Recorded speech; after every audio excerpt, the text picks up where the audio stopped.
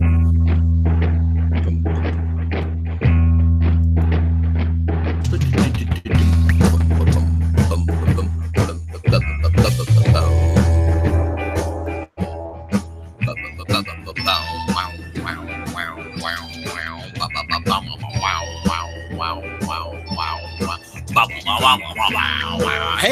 everybody, Midnight Edge After Dark on a Friday. Happy weekend to everybody.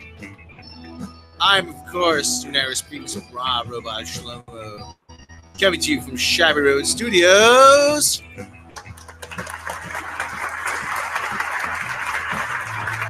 Midnight Edge After Dark is performed for a live studio audience. Not really. With me as always, Mr. Tom Connors. Andre made me see Child's Play. I'm sorry. Oh no, you on it. Oh. We're sorry, Tom. And joining us is the Mistress of Mayhem. Hi, everybody. Miss Mary Mayhem. What it do? Yes, we're doing a pre-shenanigans show here. And joining us, as usual, is your favorite YouTube party. She's just enjoying that riding across just a little too much. I always do. Is she good right now? The Stealth Ninja Warrior Viking Mistress of the Night, whatever title she's giving herself nowadays, Miss Becca Randa. You forgot about it. I added something. I forget what it was. I can't remember what it was. Ninja Harpy Demon Angel Assassin with Ninja Harpy award-winning Pro gamer. Pro gamer. Pro YouTuber. Queen of Leather. Queen of Leather. I don't have that much though. That's a bargain bin already off the bat with a $2 super chat, which is awesome because we probably are demonetized just like always. Did we watch the RLM Discovery Season 2 review? I have not, but I think everybody else here did. Oh, I love that so much. It was great. I love the review. The review was better than Discovery. As I said, I was watch Child's Play. They said, do you remember anything about what was about past the first couple episodes? And they're like struggling. No, I didn't. Oh God. So anyway, Tom, we're sorry you didn't enjoy Child's Play. Well, it's not that I didn't enjoy it. It's just one of those situations where I would have liked it better. Like, and don't take this the wrong way. I say it in the review, and I hope people understand it.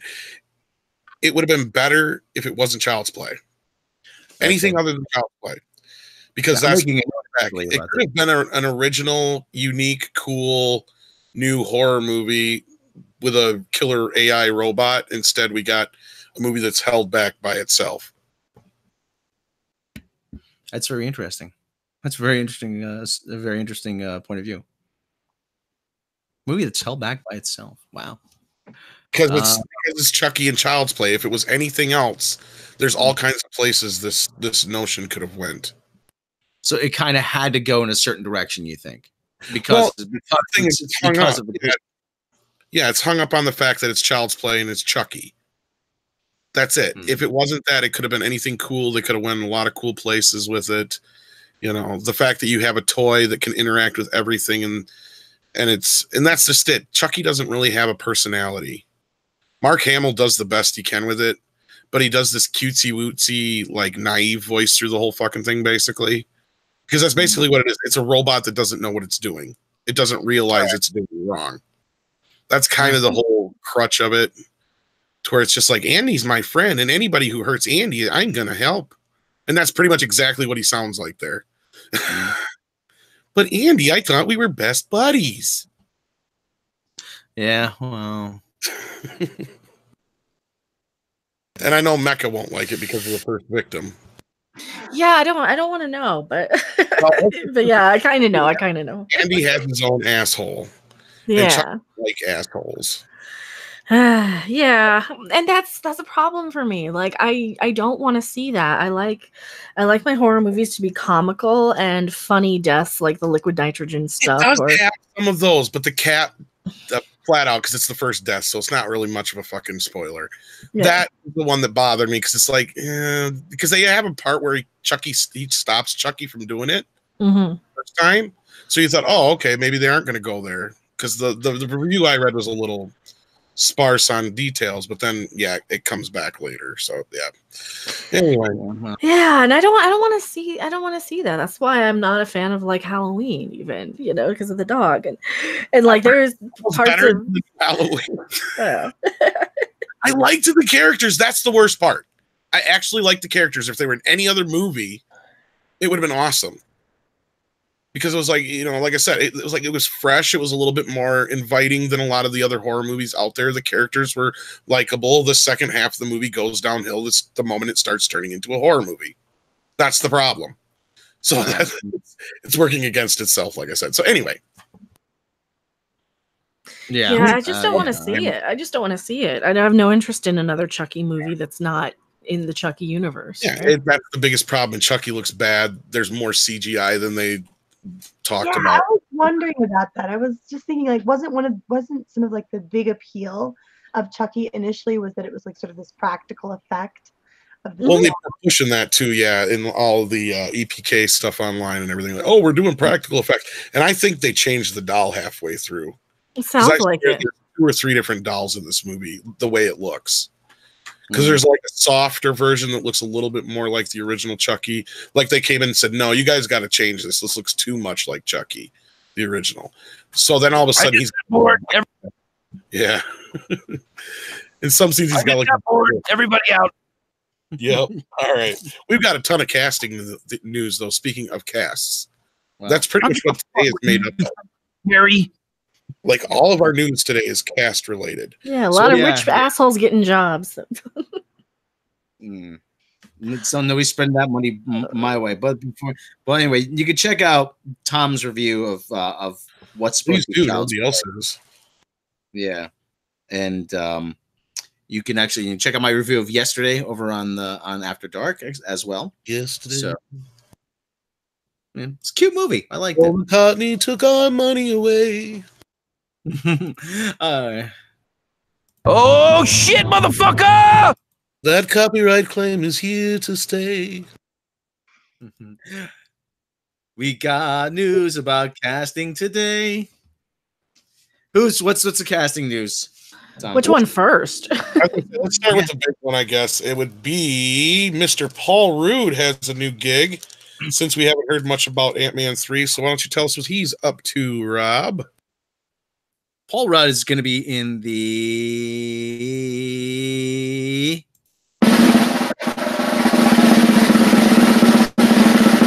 new Ghostbusters movie. Yay! Ooh, very interesting. I'm okay with this. Yeah, I agree. Why the hell not? Paul Rudd's a perfectly likable guy. Well, and not only that, he's funny to boot, right? So I think he'll fit in quite well. Yeah, he has a very Bill Murray-esque type humor to him. Very dry, very. He could have been like had he been a little older in the 80s, he could have been like in that kind of caliber of cast. He really could have been right alongside of them. I think he was almost a Ghostbuster about 10 years ago, if I'm not mistaken.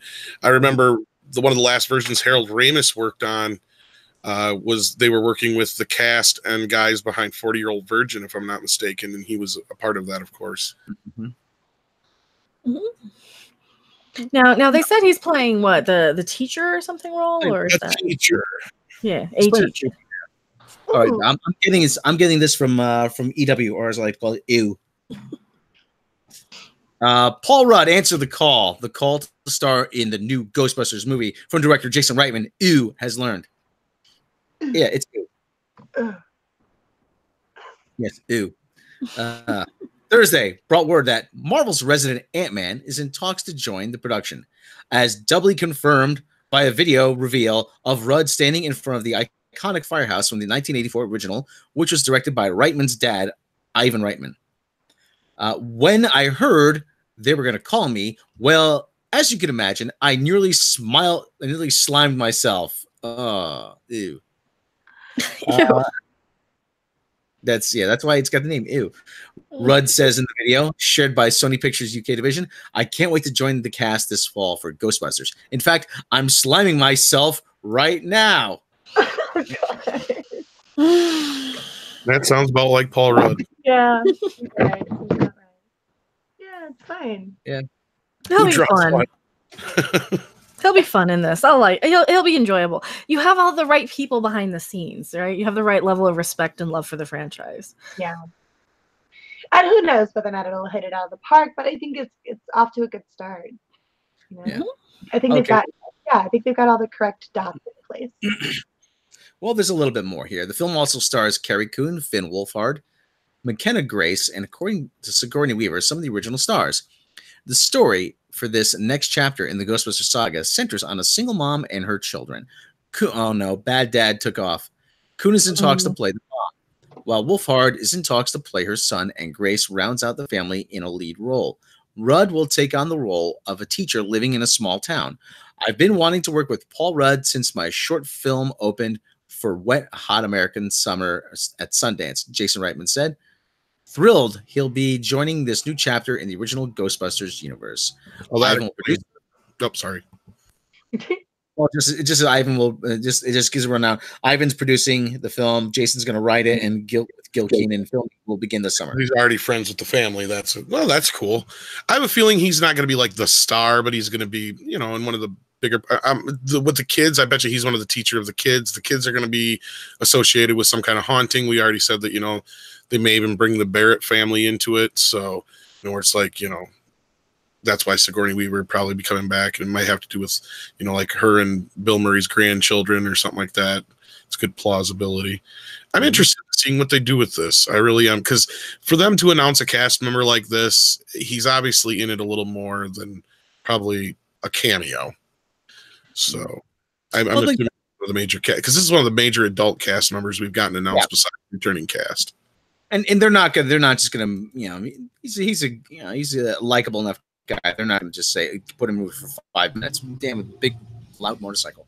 So anyway, Paul Rudd. So he's a teacher, someone the kids can confide in, someone they trust. So okay, whatever, cool.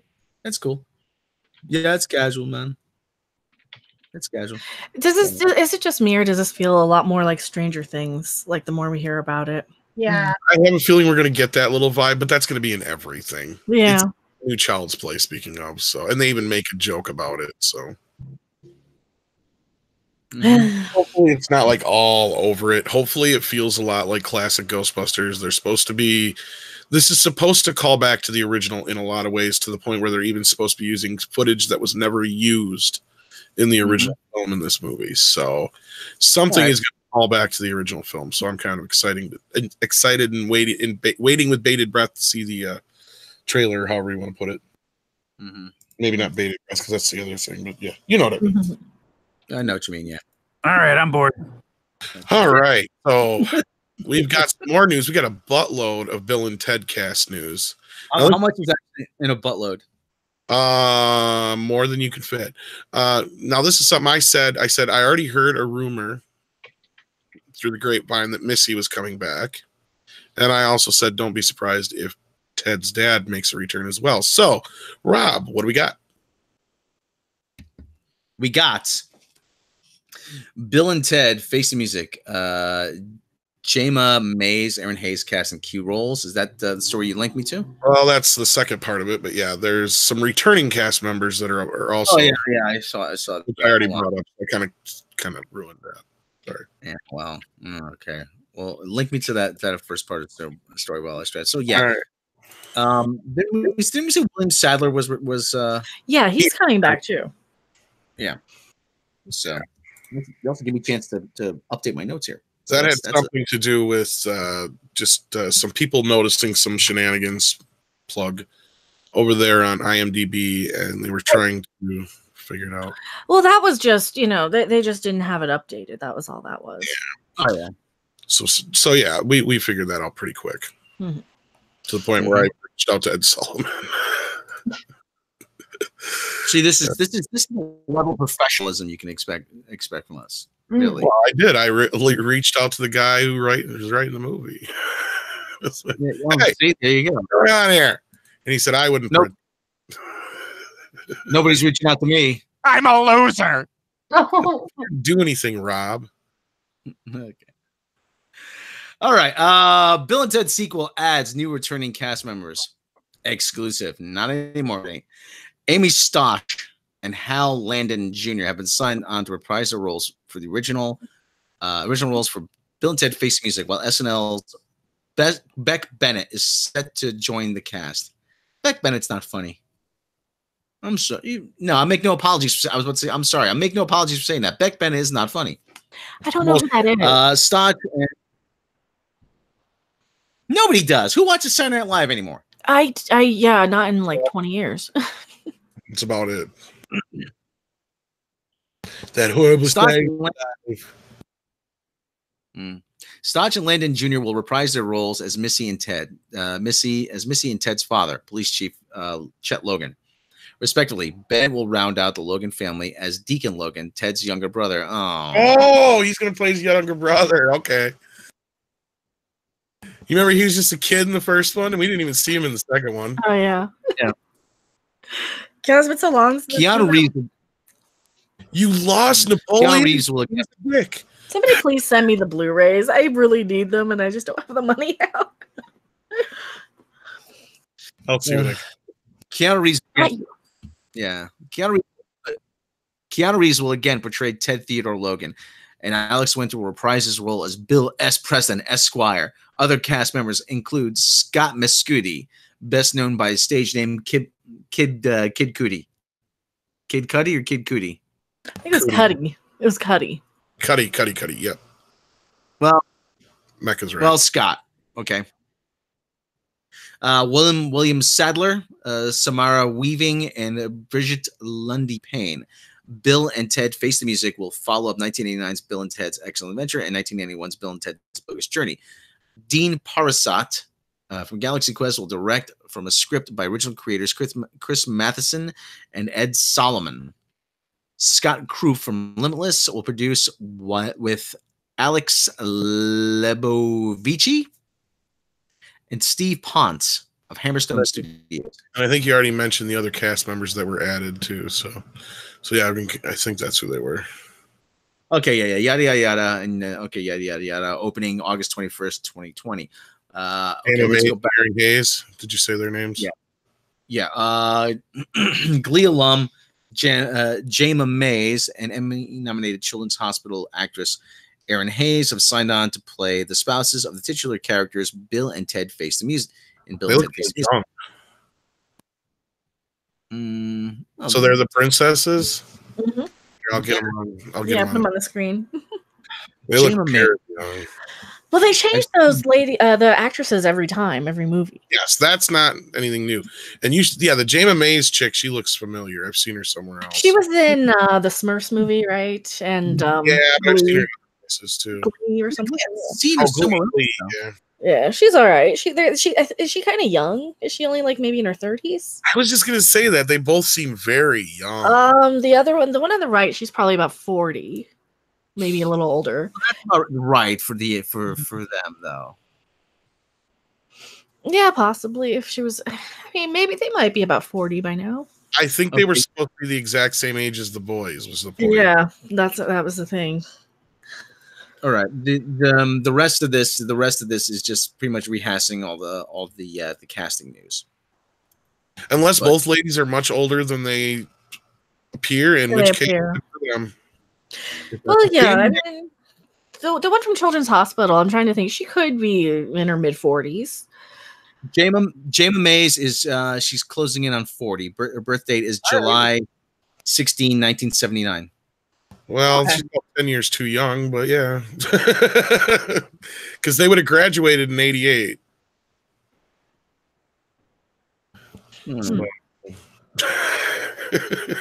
Oh, well. And Erin Hayes is actually, she's 43. Okay, well. All right. They were all supposed to be like in that 17, 18 age range in 1988. So yeah, well, I think maybe we're going about a decade younger than what we are now. Because if you look at the actresses who play the daughters, I know I'm doing some. I know everything's off. I've said that about 10 years. Everything's off. Well, but the thing is, though, the princesses would be younger though, because back then, if you're betrothed, be that much younger though, because the boys were just teenagers. 16, 17, maybe to their. Well, that's how old Edward is supposed to be. Maybe 15 at the most, at the youngest. Because they asked him to the prom. All right. Well, just suspend your disbelief and go with it. That's what I would say. They're asking in chat, can they act? Lol. Yeah, they can act. Both of these actresses I've seen in things, and both of them are fine. Mm-hmm. I think they'll be fine. Yeah. They just look a little young, but that's okay. We don't want them with old hags or anything either, right? Well, they don't have to be, but they can be age appropriate. Of course, this is close, but whatever. I mean, at least they're not casting 20-year-olds as their wives. I mean, that's at least they're going about 40. Oh, yeah. Whatever happened to the girl that was in the movie that she was, the girl from, remember she was in Better Off Dead and Last American Virgin. She was also in Ted's Excellent Adventure. Whatever happened to her? The girl with the crinkly hair. Remember? What was her name? The red-haired one, right? No, not the red-haired one. No. Darker-haired one. Yeah. I'd have to look up the casting. I don't remember. Okay. Yeah, not off the top of my head, no. Diane Franklin, that's her name. Okay. She was the only other one that was remotely close to having a career. No, she's 57. Holy cow. No way. She looks fantastic. Oh, I think it says it right in there, Rob. What? I think it says in the article. But I think the most important thing we can focus on, though, is that they're not 20-year-olds.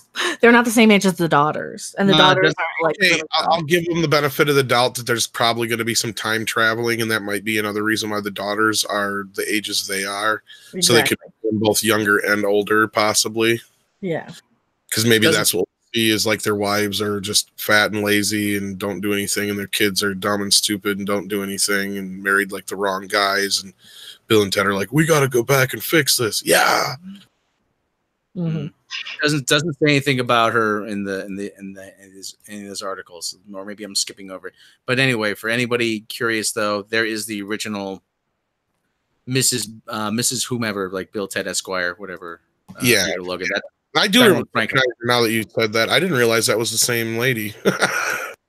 Mm-hmm. Like I said, she still looks really good. So like she's 57. You can't just get her back. Yeah. And look, there's the picture of them at the prom. See? Maybe she's not available. Yeah, because that was cut from the movie. Hmm. They could never find the deleted scene, though. All they've ever found was the picture. Really? Well, there's let's see, look, there's another picture. There's George Carlin. Yeah, George. We miss George. Yeah, they reshot the ending. They got shorts on. These idiots. All right. There was a musical sequence cut from the beginning of the movie too that only exists in like photos.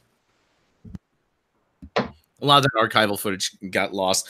In A Christmas Story, there's a deleted scene with Ralphie helping Flash Gordon with the Red Ryder BB gun. And you want to know the connection here as to why they're missing? They're both MGM movies, and I think they lost all their old shit. Really? Well, anyways, the guy who plays Christmas Story is owned by WB, but yeah. The guy who plays Flash Gordon his name still appears in the credits though, and there is a still of him with Ralphie, but that scene is lost. And the script the script has been posted online. That scene. Oh, I remember that. Why do I always remember that though? Is the guy who was what's his face who sold the Red Ryder BB guns though, and not Flash Gordon? No idea. You're right, probably, but for some reason my memory remembers it differently. Wow. All right. Well, let's move on to some more casting news because we're trying to keep this tight. Phrasing.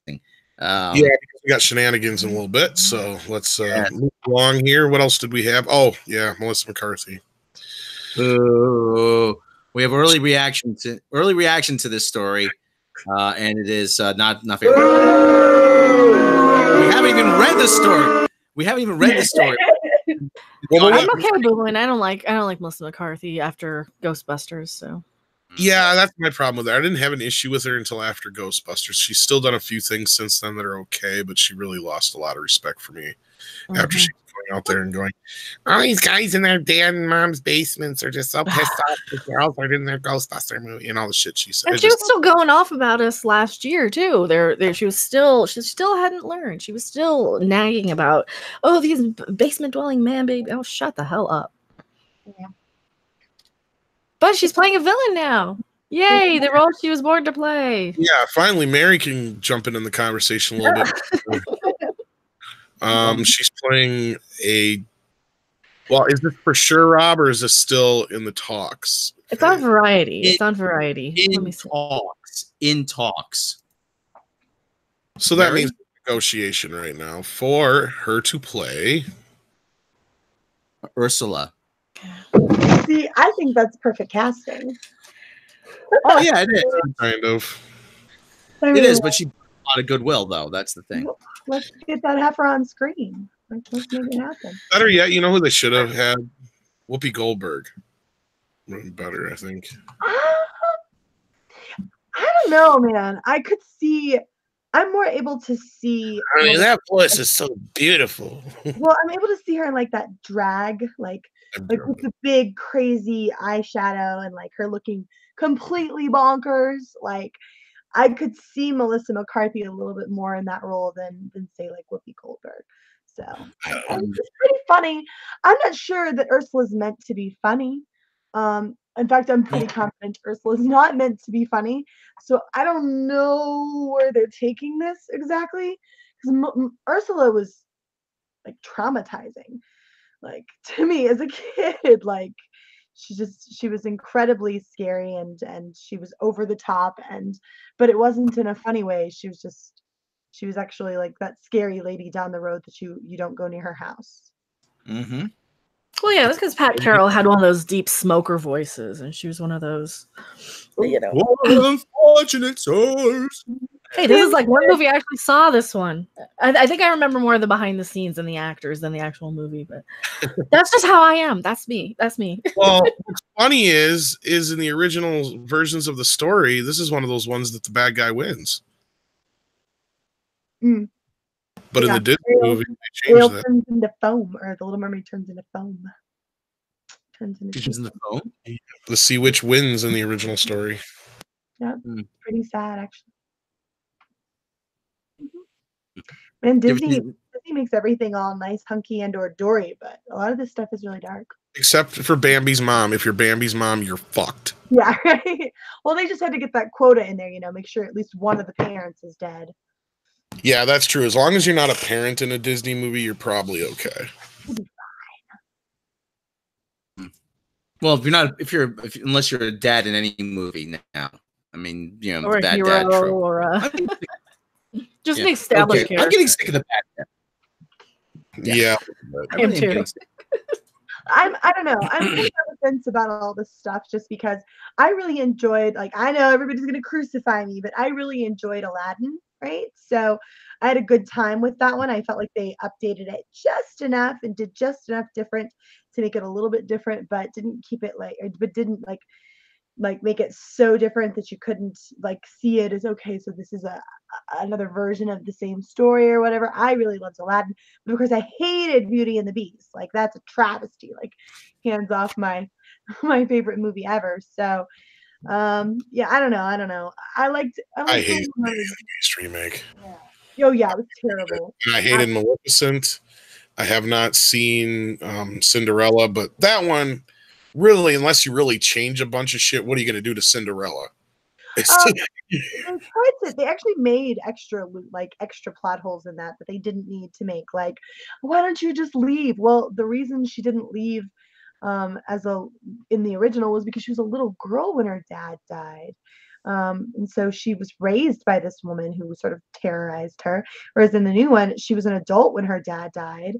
And they make it clear that she could leave and she just doesn't, which actually weakens her even more. Instead of making her like this abuse victim that happened over years and years and years, they make it take place like pretty quickly. And so they jacked that one up too, in my opinion.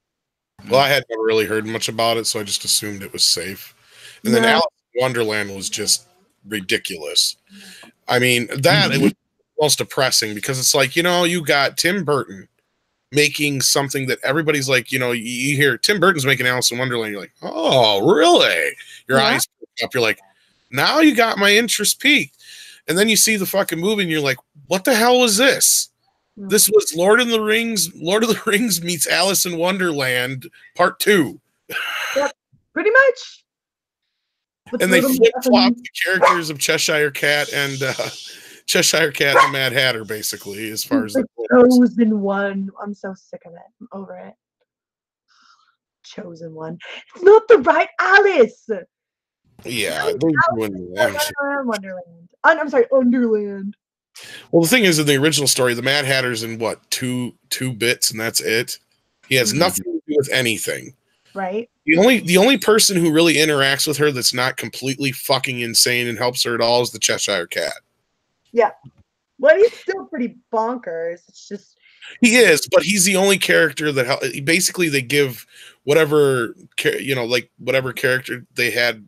They gave it all to, like, it seems like they gave it to the Mad Hatter. Like, he was supposed to fall in love with Alice and all this crap, and he's the only one who likes her and cares about her and everything. The Cheshire Cat's, like, not even there. It's like, I don't know. I just thought it was stupid. I never get involved in politics, but then he goes and, like, literally meddles in everything. Yeah, and I haven't even watched the second one yet, so I have it, but I haven't watched it. It's not worth it. They got it dirt cheap on 3D from overseas. That's how bad. We got some more casting news, though. That's enough of this. Oh, yeah. This is some interesting news, I guess. So this means that we're getting a little closer, perhaps, to as STD Season 3 they are casting, evidently, according to this. STD. Yeah, well, How do we get over that? And the other thing, too, is it's quote-unquote Pride weekend or whatever, at least in New York. I mean, there's the 50th anniversary of Stonewall. That's happening. So that's why they dropped this news now. Star Trek Discovery Season 3 will introduce a non-binary character. Or they haven't casted it yet? They're just talking about it? Yeah, this is what they're looking for. Yeah. What does that even mean? I mean, it's like genderless. I believe I'm not trying to, like, actually be disrespectful here or anything. I believe it is not having a difference between male and female or something. Yeah. What was the species TNG? I can't remember. I can't remember the species, but yeah, they had an episode. Oh, yeah. I remember that episode. Yeah, everybody looked like oh god, well, androgynous, I think. Female, the androgynous or whatever. I don't know. Yeah, so I have a feeling that they might be bringing that species back by chance. But we gotta maintain the narrative. Here we go. While there will always be a vocal minority filled with trolls and haters who balk at the idea of diversity in Hollywood, shut up. It's quite clear that the industry is going. It's quite clear that the industry is placing a focus on inclusion and acceptance at the expense of story and character development, whether it be in movies, fuck you, on the small screen, even worse, or even in video games. Why? While Gene Roddenberry's enduring sci-fi franchise has always been at the forefront of change, now you don't say. The famous kiss between Kirk and Uhuru is proof enough. It looks like Star Trek Discovery is looking to round out its cast of diverse characters and have everybody suck on the same level. My interjection. As reported by Discussing Film, it seems that CBS is searching for a non-binary character for the show's upcoming third season, if it happens. There aren't many details to go off of, but it sounds like this individual will be named Aidra. Adira? That's what it looks like. Adira. And they said, we're not sure if... Adira. I took it as Adira because of Babylon 5. They had a character called Adira. Well, it says, we're not sure if the a typo or deliberate. Yeah. And it's also said to be very intelligent and self-confident. Ooh, yeah, self-confident. Everybody's intelligent, self-confident. It sounds like another Mary Sue character. We want the perfect, most intelligent, bestest one ever, and they're so sure of themselves, and it's every character. There's no. I'm assuming it's a female, right? There's no fuck ups on the Discovery, really. Even I'm sorry, that was Aida, not Adira. Aida is an opera. The Elton John musical. Aida. Well, anyway, continuing on. Apparently, CBS is looking for someone over the age of 18 to play a 16-year-old. It's worth noting that discussing films seems to have gotten their information from an inside source. Oh, really now? And as a result, this news should be taken with a grain of salt for the time being. While the concept might seem foreign to some, Star Trek has tackled gender neutrality in the past. In the Next Generation's opening seasons, characters were often wore unisex uniforms, with some male Starfleet personnel opting for a shorter skirt-like uniform. That's called a scant, okay? That uniform. I remember that. Yeah. The Binar race of humanoids, for instance, were genderless. And in season 5 episode, The Outcast, the crew of the Enterprise was contacted by an androgynous race called the Janai. It's not entirely clear if Star Trek Discovery's non-binary character will be human or not, but we'll keep you updated as soon as we learn more. Actually, no, I just got word. They're going to identify as a basketball. That's they just double and triple down on the bad ideas, really. And who the hell is writing this anymore? Like, I really don't care. Okay, Sean Joshi, whoever the hell you are writing this. Okay, seriously, shut up. Okay, don't. Okay, listen.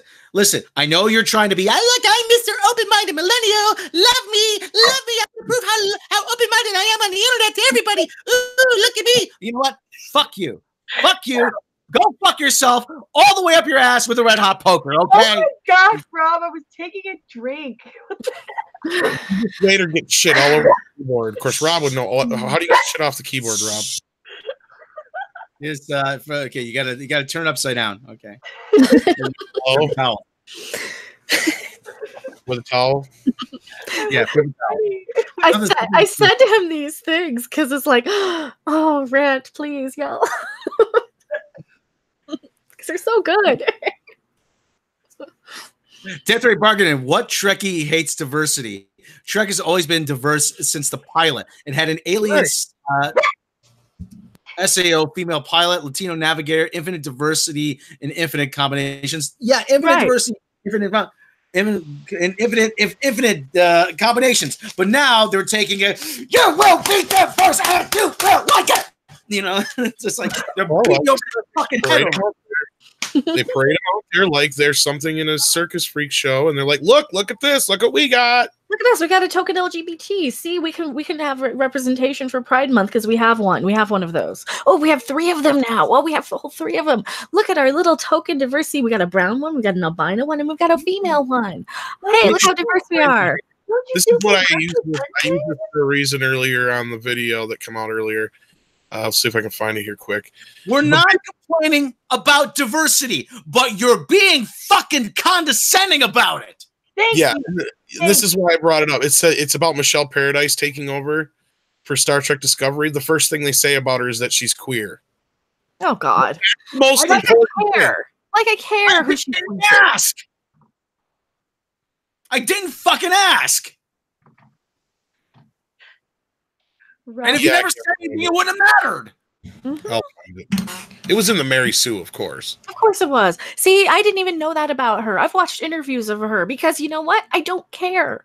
I'm not trying to sleep with a woman. I want her to make Star Trek. Okay, that's her job. If she's in a gay bar and I'm trying to lick her pussy, then I need to know if she's gonna let me or not. Right? I don't want to know. At any point, did they say to Michelle Paradise in the interview, "So, Michelle, do you like the second dick or not?" They never, Isn't that something I could complain about if they asked me that? Tell me how this meeting's gonna end. It's like I said, it's their own personal freak show, is what it is. That's what it is. Yeah, Tom, you're right. You're exactly right. They think they're being open-minded. They think they're being inclusive. But you know what? You're parading these people out like you're P.T. fucking Barnum. Mm-hmm. Exactly. Thank you for that. No, it's true.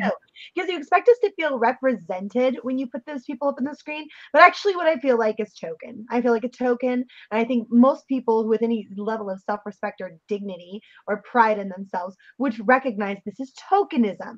This is ridiculous. You stick them out there as if it's some kind of freak parade. Oh, look what we've done. Oh, look what we have. Why are you drawing attention to it? Why don't you just treat them like a regular, normal person, like they are, instead of treating them like there's some kind of spectacle? It's ridiculous. It is. It is. It's just disgusting. I found it. Oh no.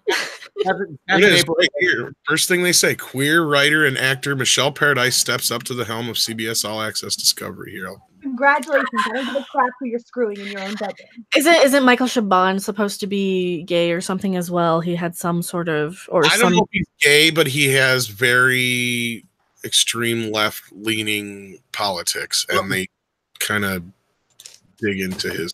One of his major stories was about a sexual discovery and all that kind of stuff. Yeah.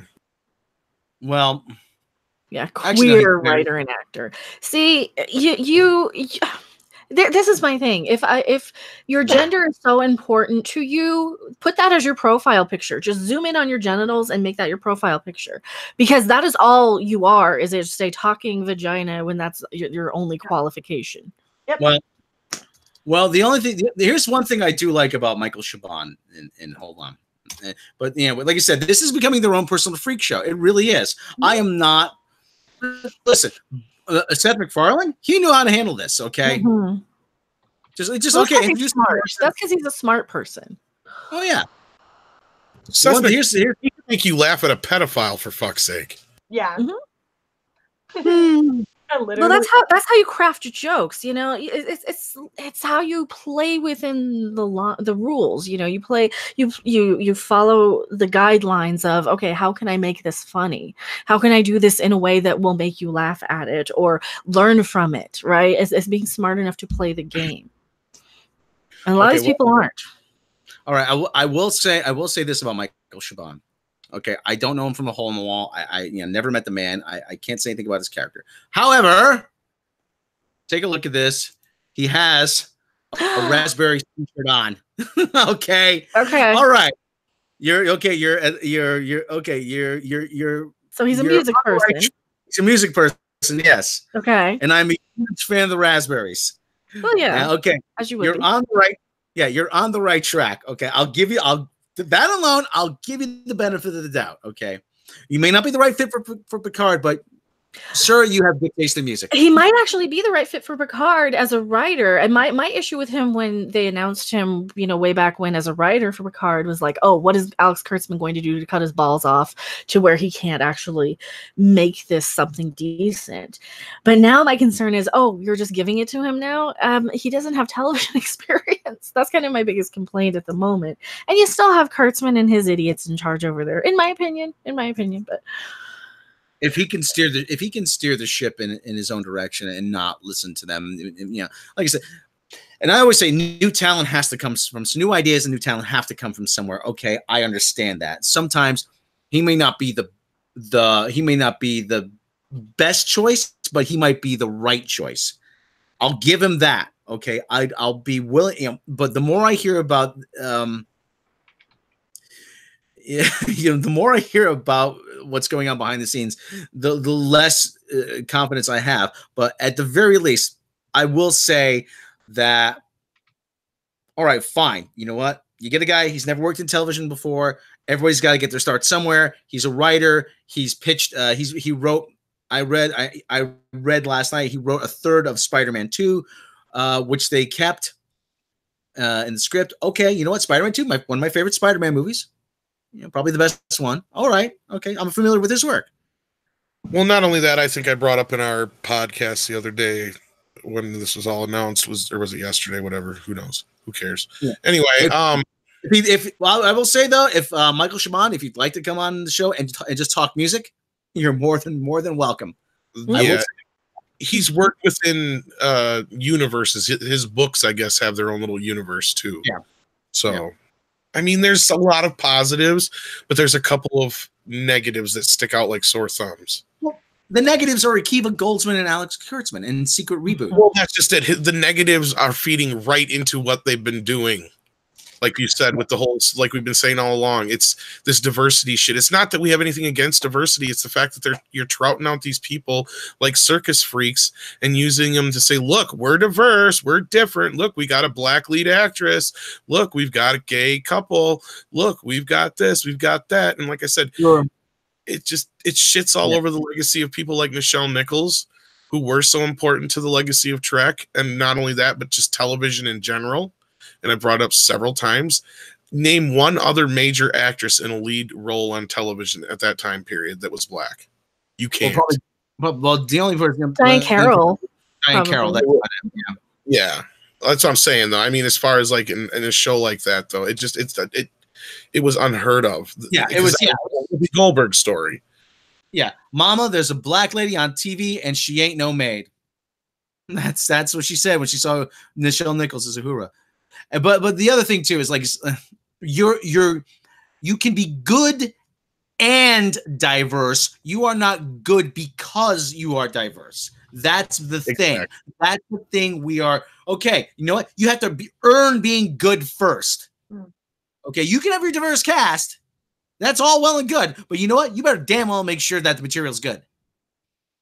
Okay, you cannot just parade these people out like freaks, like and carry them around like they're purse puppies, and then pat yourselves on the back at cocktail parties for your low-life Hollywood friends. Well, I've got a non-binary character in my series. Oh, well, I've got a lesbian, transsexual, Filipino midget in mine. Oh my goodness, you're so open-minded, aren't you? You know, you have gone and won the woke parade. 25 woke points for you, my good man. You know. Oh yes, yeah. That's exactly what it is. That is exactly what it is. It doesn't matter what's better for the characters. Doesn't matter what's better for the story. All it matters is how many diversity hires can we get in here? How many token this? How many token that can we get in here?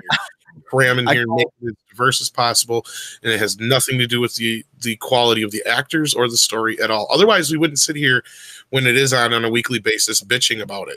Yeah, that is one of the main issues.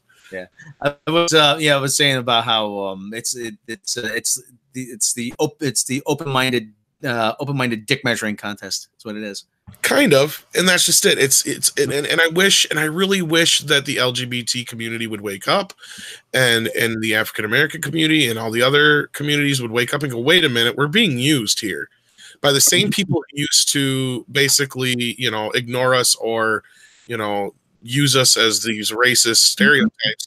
They've just gone the other direction. Now they're just using us in other ways. That's all it is. It's not that it's really become better. I doubt it. And that's the same thing I hear behind the scenes. It's like, oh yeah, things are getting more diverse on screen, but not so much behind the scenes. Yeah. I mean, it's a little different now, but. Well, I always say, do you ever notice it's always blonde-haired white women, the whitest of white, blonde-haired, whiter than mayonnaise women who always preach about diversity. You're from the suburbs. You're a privileged girl from the. What the hell do you know about the city? It's their white guilt. Mm-hmm.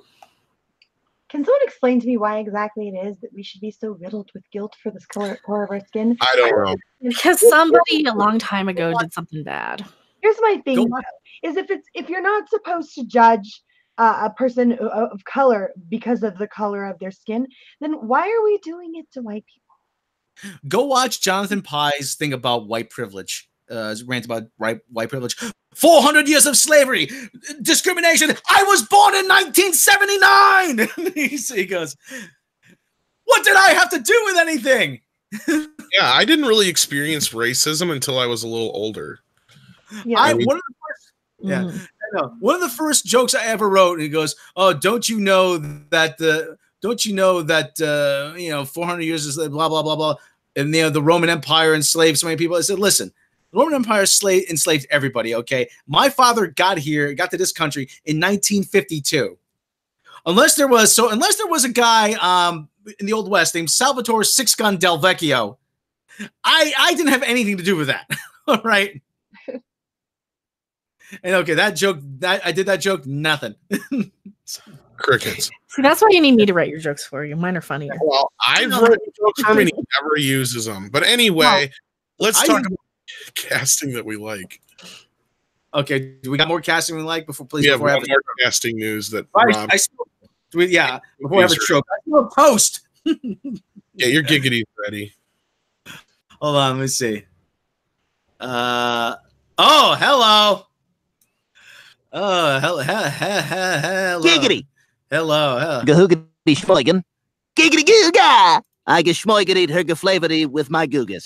Yes. Wow. They have made some casting. Well, this is again just in talks, but Salma Hayek is being eyed to join none other than the Eternals, Rob. Good Lord, she's gorgeous. How does she still look that good? I know, and she's older than all of us, I think. Mm-hmm. I think she's 52, 53. She made a deal with the devil. I mean, dear God. She probably moisturizes. Yeah. Moisturizer, drink plenty of water, get plenty of sleep. She's got to be, what, 50s something now? Or she's a robot like me. Yeah, I don't know. I don't know if I can ever do enough moisturizing to look that good. It's unnatural. She made a deal with the devil. Or she eats baby fetuses or something. She submerges herself in a big tank of Lubriderm every night. And she just like emerges and she just that's how you get a breakout. Nah, man, this chick's just gorgeous. She's got a whole lot of. She's 52. Thank you, Chris Persia. Wow. Mm-hmm. And Rob is lost now. He's just like drooling. It looks like she's like 30. Do I need to bounce on the screen to distract him? What were you saying? Oh, Mecca. Salma Hayek. Yeah. I is there a story? Because I'm just She's gonna probably be in the Eternals, Rob. That's all you need to know. Okay. Okay. Just another reason for you to go see it. Phrasing, boom! But seriously, though, this is another veteran actor being added to the MCU, which is cool. We usually like this. They've done a really good job of integrating classic actors, I'd say, into the MCU and using them well. So I'm curious how this goes. I'm not as familiar with the Eternals. I know you are a little bit more, Rob. Are you like looking for the story, Rob? Is that what you're doing? No. I've completely given up looking for the story. Okay. Well, I'll just read it. Oscar-nominated actress Salma Hayek Penalt is being asked to star opposite Richard Madden and Kumail Nanjiani. Is that how you say it? Nanjiani. That sounds about right. Nanjiani. Yeah, I did a good job. Thanks. In Marvel's The Eternals, which focuses on a group of ancient human beings and an individual with knowledge of the project exclusively told the Wrap.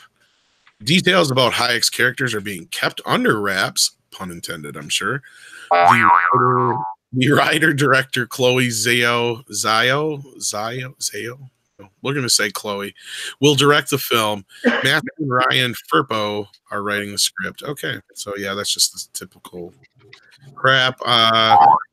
This is stuff Rob's told us. Yeah.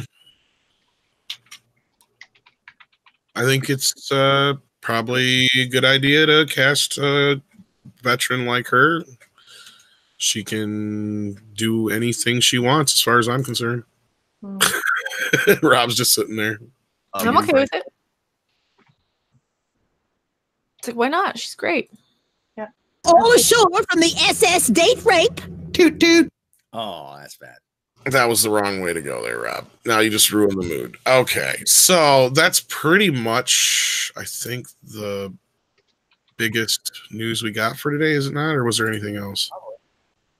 Because I know we got to wrap up here soon for shenanigans. All right. I'm lost. You're always lost, though, Rob. That's nothing new. Mm-hmm. I am. I geschmoigity hergeflavority with my googas. Yes. Sorry, Tom. Why don't you tell them what the GoFundMe's for? We're trying to get somewhere, aren't we? Well, the GoFundMe isn't going to do much. It's just going to help us. We're going to try and get to Vegas. But the GoFundMe is just going to help out, maybe get us like a camera and some other stuff to help report stuff to you guys down there. So some incidentals and accidentals. Yeah, maybe we'll get Rob like a lap dance or something. We're talking to a. You got to pay me for that.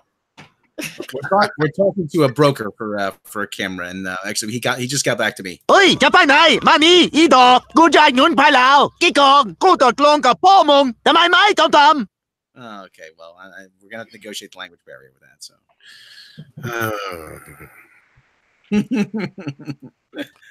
All right. Like I said, subscribe here, subscribe on the main. Yeah. Get him, Katie. See, even Sadie approves. Like I said, subscribe here, subscribe on the main channel. Click the bell icon. Make sure you're still subscribed if you are subscribed, because YouTube has a bad habit of unsubscribing people. Check out on Patreon bloopers, outtakes, lost episodes, behind the edge making videos, my 10-minute stand-up set, and more. Little as $1 a month will help you support the channel, get you some bonuses. And we have Subscribe Star. You can head on over there. We also have Midnight's Edge on PayPal if you want to support the show directly. Yeah. And as I always say, if you don't have the means to support us that way, subscribe, circulate the video everywhere, every place you can think of, because we cannot do this without you. Mecca, tell them about your channel. I am Mecha Random 42, your favorite YouTube harpy. You will subscribe to me or else. I've been talking about Ghostbusters and Star Wars and Star Trek and all the things that we talk about. And I will be in Vegas, and they will have to be my bodyguards to protect me from those Drekkies who are going to be like, we want Shatner to die. And I'm like, respect Captain Kirk, damn it. So yeah, that's right. I know you have a choice in airport sex, and I appreciate your choosing Quagmire. We have to protect her to protect Shatner. Yes. She's gonna protect Shatner with the riding crop, and then we got to protect her, from the Drekkies. That's right. Mary, tell us what we got coming up on Shenanigans. Yes. So I've been working on trying out some new games and stuff. So we've got, we're starting to sort of switch up the format a little bit. Hopefully this weekend I'll be able to, after tonight, start getting it to where we have a rotating game system. But yeah, man, you guys can come over and hang out with us tonight on Shenanigans. It starts here in roughly a half an hour. I'll put the link here in the chat, and we have a lot of fun. It's basically those who aren't familiar with. Oh, you were just about to say that. Do what? I was going to say, for those who aren't familiar with Shenanigans, why don't you tell them what it is? You were just about to, though, it sounded like. Yeah, it's like basically a comedy variety show where we get together, we hang out, we do a little bit of improv, we do a little bit of roasting one another, and sometimes you can catch Tom finishing every sentence with the words char, char. That was just awful. It was friggin' hilarious. Right. It was so funny. That's nasty. All right, everybody. Check out our friends, SC Reviews. Check out Egotastic Fun Time. Check out Professor Geek. Check out Nerdrotic, Gary over Nerdrotic. Check out who else? We like a lot of people. Check out who else? I got a shout out. I got a shout out to two channels I watch. Yes, absolutely. One of them, Wizard of Ass. You got to go watch that channel. It's a fun little new channel. No, it's hilarious. Trust me. I've already seen it. Trust me. Yo, yeah, the guy's got another channel. It's Electric Bastards Entertainment. It's great. Great stuff. I watch them all the time. They do little skits. They do like 420, Mystery Science Theater type of stuff. Really great channels. I gotta shout them out. What's the second one? Electric Bastards Entertainment and Wizard of Ass. It's the same guys involved. Wizard of Ass? Oh my. Rob's seen that movie 100,000 times. I'm sure he has. No, it's a different thing, Rob. Well, that's our porn podcast that we do, where we just talk about guitars and sex. This is a totally different story, Rob. Of course. Tin Man, you're not in my ass anymore. Hey now. Yes. All right. As always, I would like to leave you with the final words of wisdom for the evening. Oh, buit ligar da jag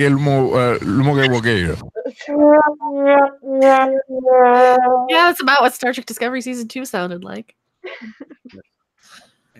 Before I have a heart attack, seriously. Yeah. Before my left. All right, we got to get ready for Shenanigans, folks. So head on over to Mary's channel. Take us away, Rob. Yes, about 22 minutes, about 25 minutes. My clock. You got him. 420 friendly. Yes. Mary, do you want to plug Shenanigans one more time? Yeah, absolutely, guys. So my name is Mary Mayhem. You can find me over on Shenanigans along with these sexy butted people. And I'll go ahead and throw the link up one more time. We do this every Friday night. This is a shooting star stream. So that means that once it's over, it is gone. You can only catch it while it is playing. And then after it's over, unless you're a patron over on my Patreon, it's gone. So you can't come back and watch it later. This is a one-shot deal. We're only willing to make fools of ourselves for limited amounts of time. So well, maybe you, but I'm going to do it all the time. So we keep coming back to do it every week, but we don't want to like leave it out there for the world to see.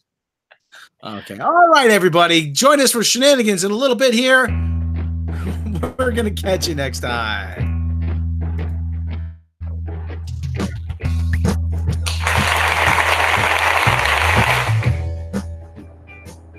I'm Peter Griffin. Michael Knight. Let me ask you a question.